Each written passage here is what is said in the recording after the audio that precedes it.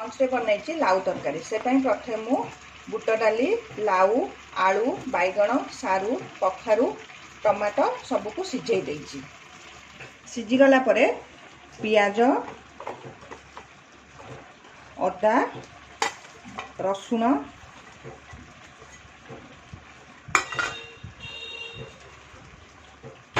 दीटा सुखिला लंका ताकू आमे ग्राइंडिंग करदेबा।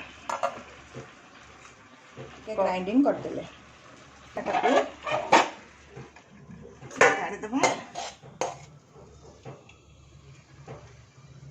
तेल तातिले आमे ता धरे 2 चम्मच छोट चामच 2 चम्मच जीरा दबा। जीरा फुटले ता धरे आमे 2टा सुखिला लंका को छेड़े के दबा। आमे जो अदा रसुण पियाज सुखिला लंका जो पेस्ट करते ता धरे पकेदेबा। आमे जीरा गुंड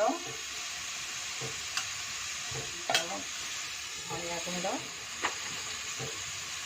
के लाल लंका गुंड देखिए भलसे कषि आम जो परिवार जो टमाटर सीझा होता से सीझा टमाटर को कषि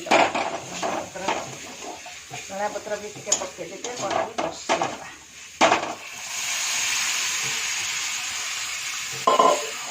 सब उषुम पानी पर पानी ऐड कर सब उषुम पानी टिके करके ऐड करेंगे।